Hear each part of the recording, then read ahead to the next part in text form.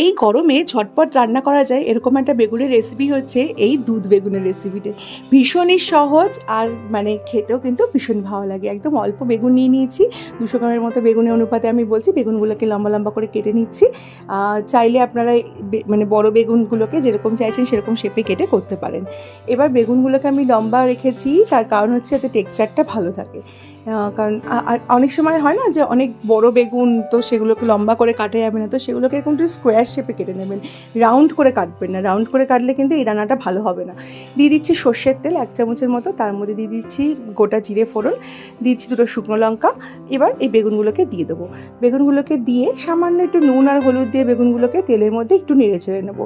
বেশিক্ষণ না, বেশিক্ষণ ভাজলে কিন্তু বেগুনটা নরম হয়ে যাবে। রান্নাটা যেভাবে করছি আমি সেভাবে কিন্তু হবে না, তার জন্য জাস্ট একটু তেলের মধ্যে আলতো করে জাস্ট নেড়ে চেড়ে ছেড়ে দেবেন।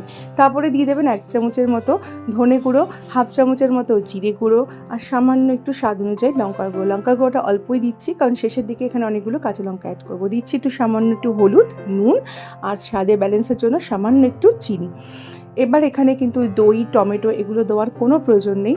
এবার মশলাটাকে একটু ভালো করে বেগুনের সাথে হাই ফ্লেমে কয়েক সেকেন্ডের জন্য একটু নেড়ে চেড়ে তারপর দিয়ে দেবো এখানে 1 কাপের মতো দুধ। এখানে কিন্তু কোনো রকমের জল অ্যাড করবেন না, জল দিলে কিন্তু বেগুনটা গলে যাবে। তো এই যে দুধটা একটু আঠালো টাইপের হয় বলে বেগুনের টেক্সচারটাকে ধরে রাখে, চট করে গলিয়ে দেয় না, তার জন্য দুধ দিচ্ছি একটু সামান্য ঘি আর গরম মশলার গুঁড়ো দিয়ে এবার এটাকে ভালো করে হাই ফ্লেমে মিনিট 1-2 মতো ফোটাবো। যখন ফোটা শুরু হবে তখন এর মধ্যে দিয়ে দেবো কাঁচা লঙ্কা চেরা, বেশ খানিকটা কাঁচা লঙ্কা আমি ভালো করে চিড়ে রেখেছি, এগুলোর উপর দিয়ে ছড়িয়ে দেবো।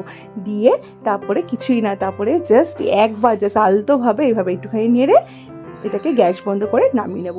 কাঁচা লঙ্কা লাস্টে দেওয়ার উদ্দেশ্য হচ্ছে সুন্দর একটা গন্ধ ছাড়ে কাঁচা লঙ্কা থেকে, ভীষণই ভালো লাগে খেতে। এইভাবে রেসিপিটি একটাবার ট্রাই করে দেখো, তোমাদেরও ভালো লাগবে। আর যদি কমেন্টে কিন্তু অবশ্যই জানিও তোমাদের কীরকম লাগলো। চলো আজকের মতো এই পর্যন্তই, আবার দেখা হয় পরের রেসিপিতে। টাটা, সবাই ভালো থেকো, সুস্থ থেকো। Thank you for watching this video. আর এই রান্নাগুলো যদি তোমাদের ভালো লেগে থাকে তাহলে কিন্তু অবশ্যই আমার কমেন্ট করে জানিও। আর যদি তোমাদের কোনো নতুন রান্না দেখতে ইচ্ছা হয় তাহলে কিন্তু সেটাও আমি কমেন্টে জানাতে পারো। চলো আজকের মতো এই পর্যন্ত।